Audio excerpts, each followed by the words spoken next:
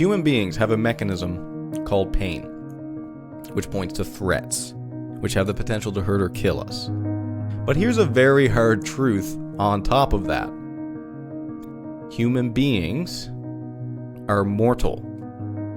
Human beings will die, you and I included. What that means is that life is inherently filled with physical suffering because for us to die, something has to threaten our life. And because that threat exists, it must cause us pain and suffering. That is a very sobering idea. However, it's worth pointing out that not all of the mechanisms that we evolved are perfect. Anxiety, for example, can occur for no actual reason. You can just be anxious. People have anxiety issues today, and they're quite rampant.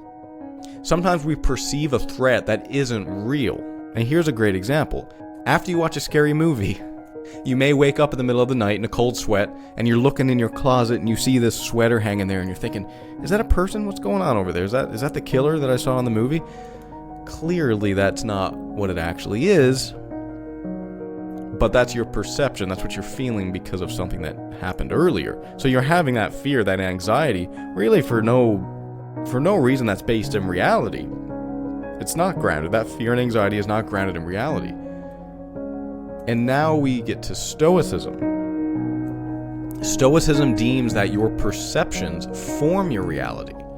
A Stoic reaction to being scared in the middle of the night after you watch a scary movie is to allow your divine rational mind to kick in, the very one that the cosmos evolved for you, and think, I'm only feeling this way because of the movie I watched earlier. The chances of that sweater hanging in my closet that I remember hanging up there earlier today being an actual killer is quite slim. Firstly, because I locked all my doors. Wait, did I? Yes, I did. And secondly, because he probably would have killed me already. Why would he just stand there in the closet? Like, this guy hung a sweater here. Let me just stand here and make it think like, maybe there's a guy there. No, he'd probably just kill you, right?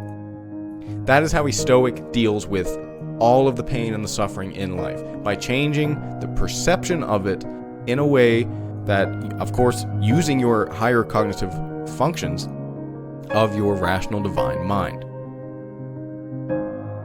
Hence, to get back to what I mentioned earlier, when a Stoic claims that life isn't suffering according to the Stoics, they're actually right. According to the Stoics, meaning according to the Stoic philosophy as a way of life, meaning according to the Stoic perception of reality, well, life isn't suffering. It doesn't have to be that way if we simply change our perceptions. Here's an infamous example.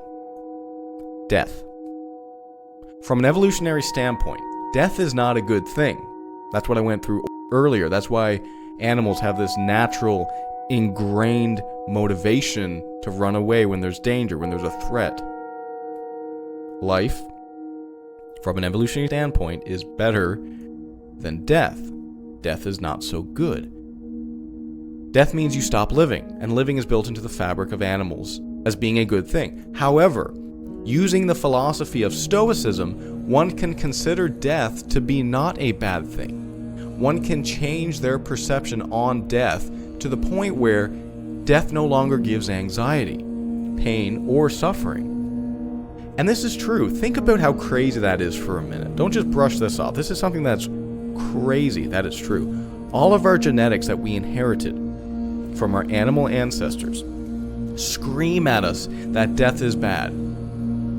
But if we use our higher cognitive functions, our divine rational mind, we can think death is natural, and anything that is natural can't be evil. If it weren't for death, life would have no meaning. Life wouldn't even exist. We can't even remember before we were born, so why fear simply not existing? What's to fear about that? These are all changes of perception about death that allow human beings to transcend the pain and suffering that come from the truth that death comes for us all.